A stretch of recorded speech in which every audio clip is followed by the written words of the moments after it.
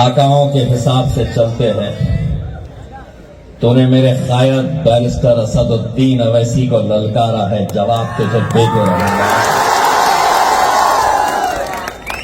ये तो तेरी किस्मत थी अच्छी कि उस वक्त पार्लियामेंट के अंदर ना मैं था ना असद साहब थे,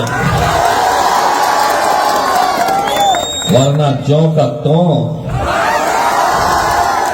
हिसाब वहीं का वहीं किया जाता। हम वो नहीं है जिसे तू ये कहकर डरा सके कि मेरे साथ भारतीय जनता पार्टी है, मेरे साथ नरेंद्र मोदी है, मेरे साथ अमित शाह है।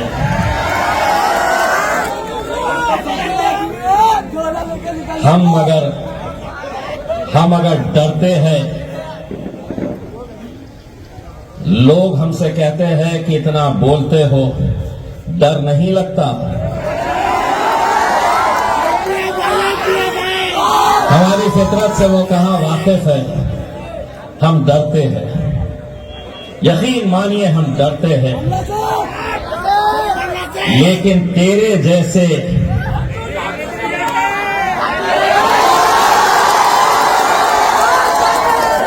हम डरते हैं तो अपने रब से डरते हैं, हम अपने अल्लाह से डरते हैं। वरना तेरी क्या हैसियत, तेरी क्या औकात।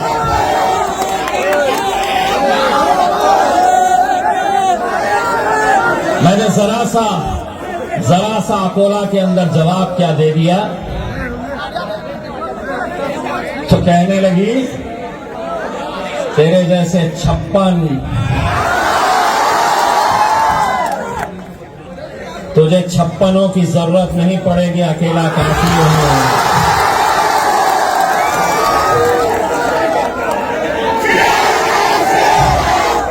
और एक बार अच्छी तरीके से सुन लो। जिस तरह से हमारे भाई आनंद राज साहब ने कहा है, बहुत ज्यादा तादाद की जरूरत नहीं पड़ती है, बहुत ज्यादा हमें इतने सारे एमपीज है तो हम बहुत ताकतवर है, हमारे पास 300 एमपीज है तो हम बड़े ताकतवर है। ये तो कितने हैं, तो ये तो सिर्फ 2 ही है एमपी। और इंशाअल्लाह हमारे साथ इस बार असद भाई की शेरवानी के साथ साथ इम्तियाज जलील के बीच में आनंद राज अंबेडकर साहब भी पार्लियामेंट की सीढ़ियां चढ़ेंगे। कहते हैं कि 2 है, हम 300 है, क्या कर लोगे? सुनना चाहोगे? जंगल में कुत्ते, बिल्ली, भेड़, बकरी, इनकी गिनती नहीं होती, शेर कितने हैं ये देखे जाते हैं।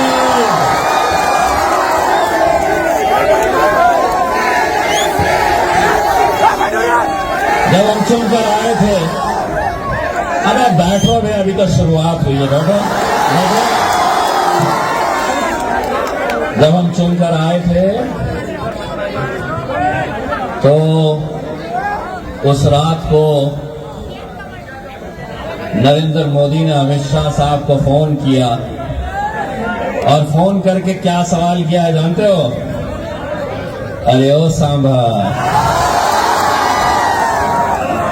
कितने आदमी है रे? उसने कहा कि साहब मजलिस के 2 आए हैं इस बार। तो मोदी ने कहा वो 2 और हम 300। तो अमित शाह ने कहा कि साहब हम 300 हो गए, लेकिन वो 2 हम पे भारी है। तादाद मायने नहीं रखती है, तकलीफ उन्हें इसी बात की सताती है कि वो अकेला था शेरवानी, तो नाक में दम करके रखा था, ये दूसरा भी आया है तो बहुत बोलता है। हम बोलेंगे, इसलिए बोलेंगे हम कि पिछले 75 सालों से तुम ऐसी महफिलें सजाते थे, तुम बोलते थे और हम सुनने का काम करते थे। तुम बोलते थे, हम सुनते आए हैं, हम सुनते थे। लेकिन अब दलित मुसलमान एक ताकत बनकर खड़ा है। तब एक बात सुनो, अब हम बोलेंगे और तुम्हारे पप्पा को भी सुनना पड़ेगा। अब हम बोलेंगे और तुम्हारे, बोल के जोर से, मैं हूं। हम बोलेंगे और तुम्हारे, ओ ताई मी आता बोलणार, अर्धा उत्तर तुम्हाला द्यायचं आहे आणि जोरात द्यायचं आहे। कुणाला घाबरण्याची आवश्यकता नाही। डॉक्टर बाबासाहेब आंबेडकरांचं संविधान आहे आपल्या रक्षणासाठी आणि त्यांचे नातू आनंदराज साहेब इथे बसलेले आहे। हम बोलेंगे और तुम्हारे,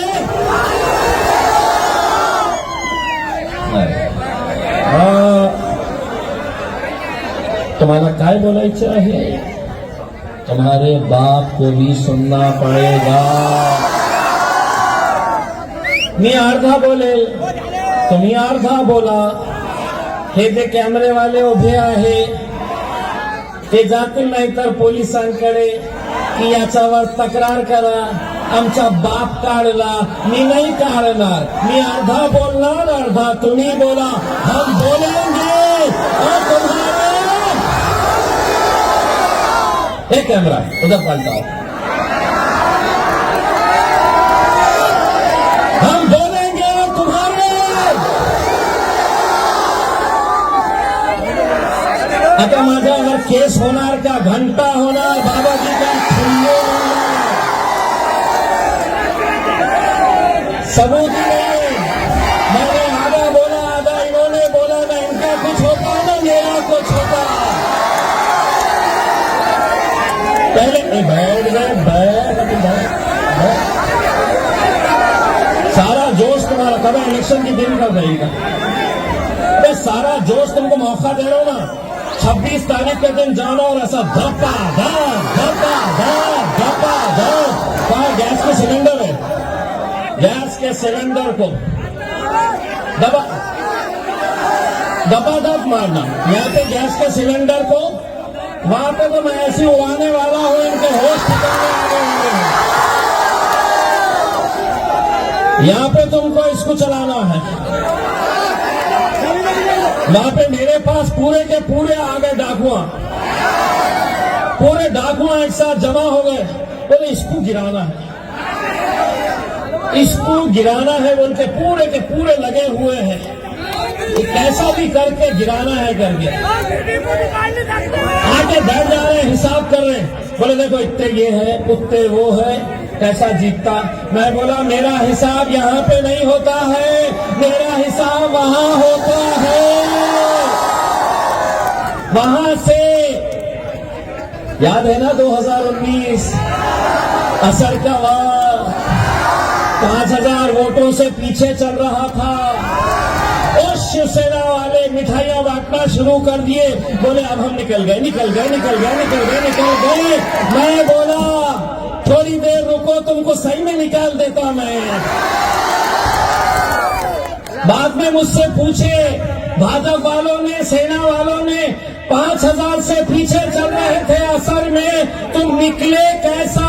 मैंने कहा फरिश्ते आए थे। जब सर सजदों में गिरे तो फरिश्ते आए थे। जो वोट तुम्हारा था मेरे हिस्से में आए थे।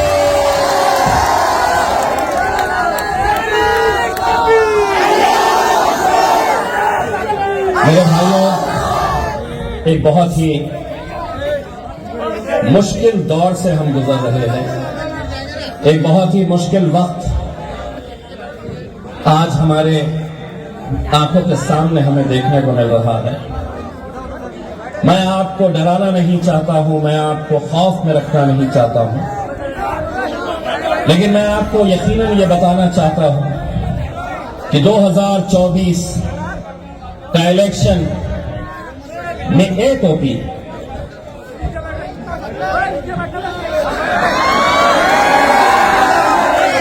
अरे छोटा, तू पान वान भी मुंह में दबा के आया हुआ है, पूरी तैयारी से आया हुआ। तेरे को मालूम था यहाँ पे महफिल सजने वाली है करके, शुक्र है गजरा वजरा बांध के नहीं आया।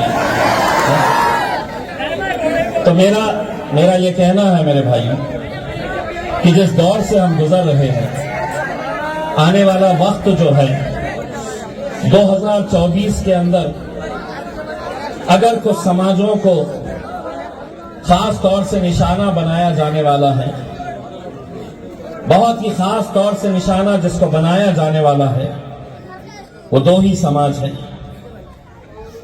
एक हमारा दलित भाई अंबेडकरी समाज, और दूसरा जो है वो मुसलमान।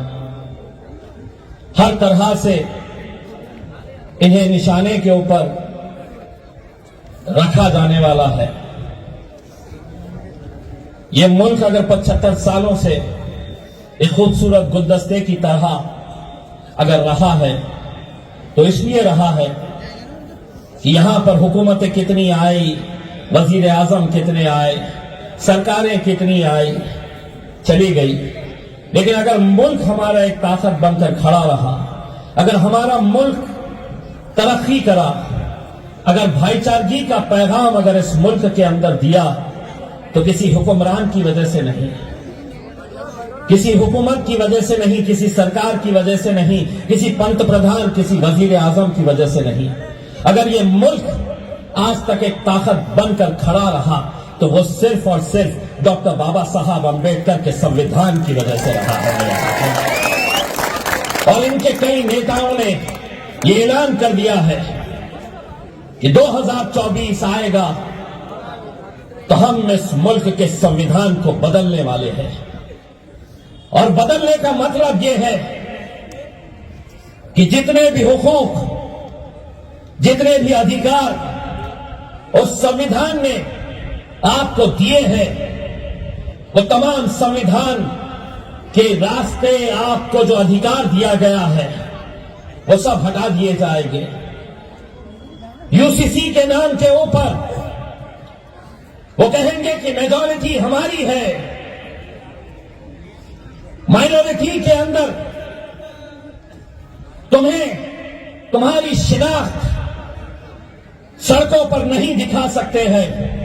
इसका मतलब यह रहेगा कि हमारी खातून को, मुसलमान बच्चियों को नकाब पहनने से, बुर्का पहनने से रोका जाएगा कि यूसीसी का मतलब यह है यूनिफॉर्म सिविल कोड, समान नागरिक कायदा।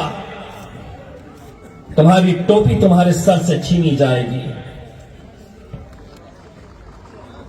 यह हो रहा है उत्तराखंड के अंदर, यूसीसी का कानून लाया गया, मदरसे बंद कर दो।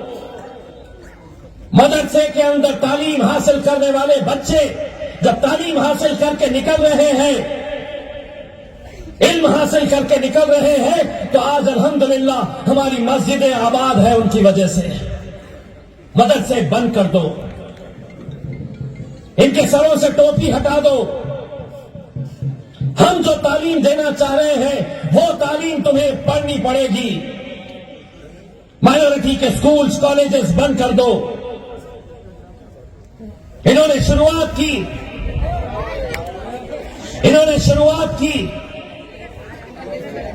गोश्त नहीं खाना। वो समझे कि अगर गोश्त खाएंगे तो हम कानून लेकर आएंगे, कानून लेकर आएंगे तो ये खाना बंद कर देंगे। मोदी जी, हम मरने वाले नहीं हैं, हम लड़ने वाली कौम है, लड़ते रहेंगे। हुकूमतें आई है, कितनी आई है, कितनी चले गई, एक वजीर आजम इस मुल्क का, इस देश का प्रधानमंत्री अपने भाषण के अंदर, परभनी के एक भाषण में कहता है कि सारे देश को यह पता चल चुका है कि मोदी घर में घुसकर मारता है। यह भाषा एक प्रधानमंत्री से, क्या बनाया है तुम्हें? ये घुसपैठिए है, ये घुसपैठिए है। मुझे आपको, इस मुल्क के मुसलमानों को कहा गया कि ये घुसपैठिए है करके।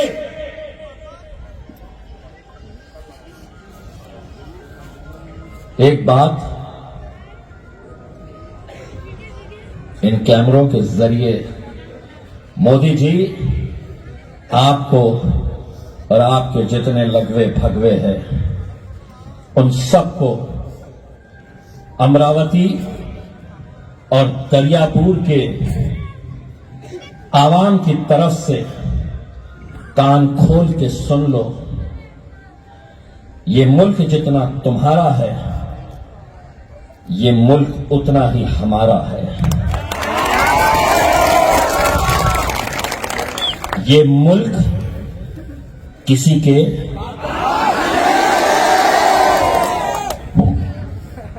आधा में केस बनता,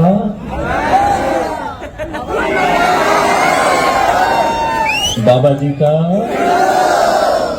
आप जोर से बोलना, ताकि अमरावती कितनी दूर है यहां से? 50 किलोमीटर। मुझसे कह रही थी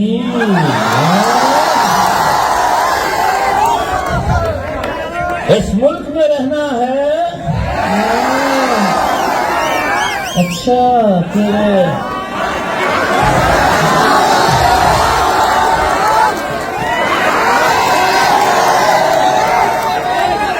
जहेज में आया मुल्क, अरे जहेज में आया था। अरे ये मेरा खाया बैरिस्टर असदुद्दीन अवैसी, जिसने उसी दिन ये कहा था कि इस मुल्क के अंदर हम सभी का आदर करते हैं, हम किसी धर्म के खिलाफ नहीं है, किसी मजहब के खिलाफ नहीं है, हम उस सोच के खिलाफ है जो हमसे ये कहते हैं कि अगर इस मुल्क में रहना है तो तुम्हें ये नारा लगाना पड़ेगा। असद साहब ने पार्लियामेंट के अंदर खड़े होकर कहा था कि हम भगवान राम का हम आदर करते हैं, लेकिन नथुराम गोडसे का हम आदर नहीं करते। अब तो हमसे कहती है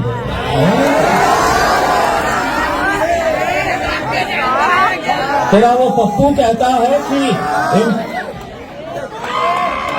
इम्तियाज जलील और असदुद्दीन अवैसी की इंक्वायरी होनी चाहिए, उन्हें पाकिस्तान भेज देना चाहिए। और फिर बोला तो, लेकिन मेरे को रह नहीं जा रहा है।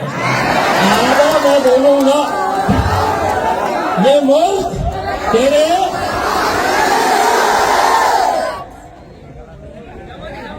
जो आ रहा, तो समझ रहे हैं कि वो बोलेंगे और हम सुन लेंगे, खामोशी से आ जाएंगे करके उसने। अरे पाकिस्तान जिनको जाना था 1947 के अंदर चले गए। मेरे बाप दादाओं से जब पूछा गया था तुम यहां रहना चाहते हैं या वहां, तो उन्होंने कहा था कि ये सरजमीन मेरी है, इस जमीन में पैदा हुआ हूं और इंशाल्लाह इसी जमीन के अंदर हम दफन होंगे। बड़े नौटंकी कहां से है, एक से एक नौटंकियां। आनंदराज साहब, आपके जीत का जश्न हम पूरे दरियापुर को वहां पर लेकर आएंगे, लेकिन जश्न इंशाल्लाह तो अमरावती के अंदर ही होगा। जश्न इंशाल्लाह। अब एक बात कहता हूं, मुझे बताया गया, मैं भी आते आते असद साहब से बात कर रहा था। आनंदराज अंबेडकर साहब बाज़ाब्ता उन्होंने अपनी ख्वाहिश जाहिर की थी कि हम ये इलेक्शन यहां से लड़ना चाहते हैं। हमने 1 मिनट का वक्त नहीं लगाया है, गवाह है वो। जैसे ही उन्होंने कहा तो हमने उसके लिए हां इसलिए कहा कि अगर बाबा साहब अंबेडकर का नातू, उनका पोता, जिसने इस मुल्क को आज 75 सालों तक जिंदा रखा है, अगर उनका पोता पार्लियामेंट के अंदर नहीं जाएगा तो क्या ये नौटंकियां नाचने वाले वहां पर जाएंगे? क्या वहां पर नचनियों की महफिल सस्ती है? अगर नहीं जाएंगे, और ये मजलिस इत्तेहादुल मुस्लिमीन है, हमने ये फैसला किया कि अगर हम आनंद राज अंबेडकर साहब को अमरावती के अंदर साथ देंगे तो उनके भाई बाला साहब अंबेडकर के लिए भी हमने कहा कि अकोला के अंदर उनके लिए भी मदद करनी चाहिए, उनका भी साथ देना चाहिए। और यही नहीं, कोल्हापुर के छत्रपति शाहू महाराज जो आज इलेक्शन लड़ रहे हैं, हमारी पार्टी से कोई लेना देना नहीं, विरोधी पार्टी के अंदर है, विपक्ष के अंदर है, उद्धव ठाकरे साहब की सेना में है, अलग पार्टियों से उनका गठबंधन है। लेकिन कल मैंने प्रेस कॉन्फ्रेंस लेकर, उन्होंने मुझसे मांगा नहीं, लेकिन मैंने कहा कि ये जो सियासी पार्टियां हैं जो कभी बाबा साहब अंबेडकर का नाम लेती है, कभी छत्रपति शिवाजी महाराज के ऊपर नाम राजनीति करती है, कभी छत्रपति शाहू महाराज के नाम के ऊपर राजनीति करती है, उन्होंने हमसे समर्थन नहीं मांगा। लेकिन मैंने खुद ने ये ऐलान किया कि कोल्हापुर के अंदर भले ही वो विपक्ष की पार्टियों के अंदर होंगे, लेकिन मजलिस इत्तेहादुल मुस्लिमीन छत्रपति शाहू महाराज को कोल्हापुर के अंदर वहां पर जिताने के लिए मदद करेगी इंशाअल्लाह। और फिर हमारे ऊपर इल्जाम, यानी जातिवादी, कट्टर, यमायम बोले कि इनके तो हो जाते हैं। 3-4 महीने के बाद विधानसभा का इलेक्शन है, दरियापुर तैयार रहना।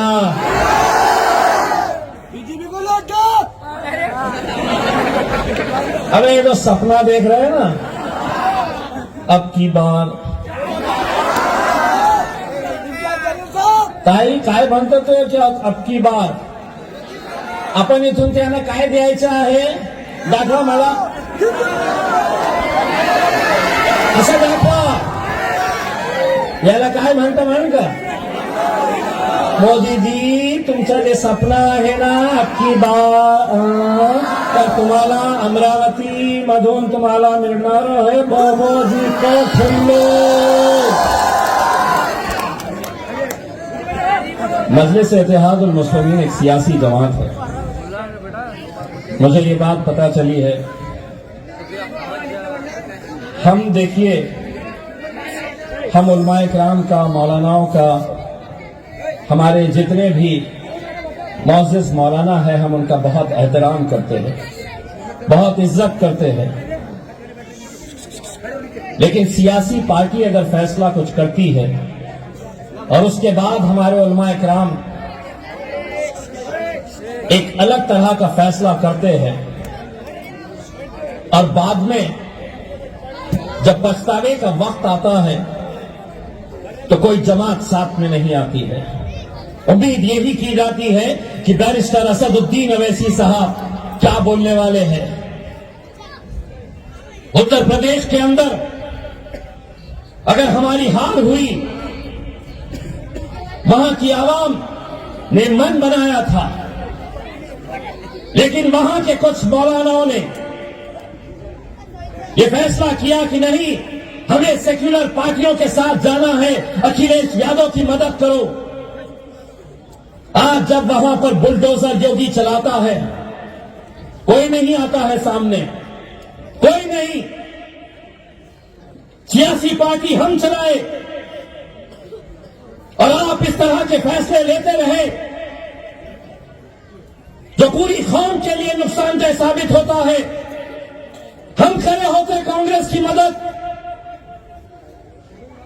पूरे महाराष्ट्र नहीं पूरे हिंदुस्तान के अंदर हम कांग्रेस के साथ खड़े रहते?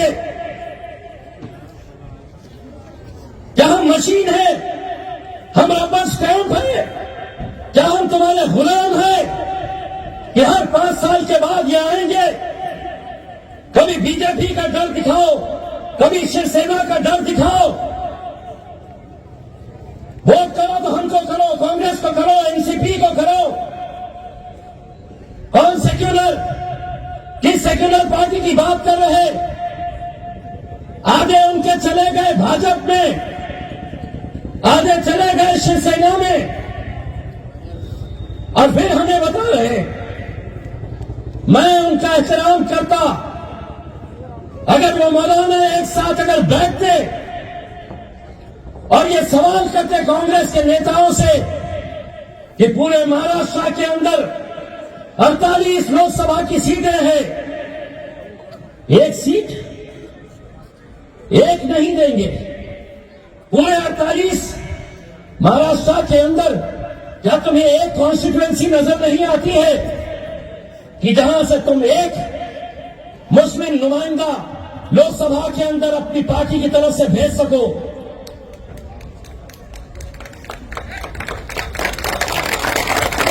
ये सवाल मैं आपकी तालियां सुनने के लिए नहीं किया हूं।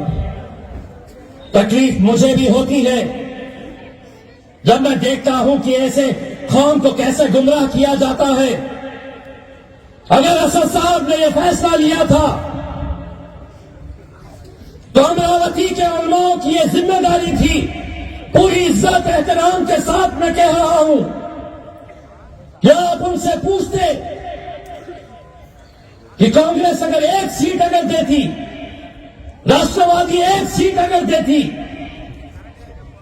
सब आ रहे, सब स्टेज के ऊपर बैठ रहे, खुश मुसलमान, शरद पवार आया, तुम्हारी सियासत क्या हो गई है?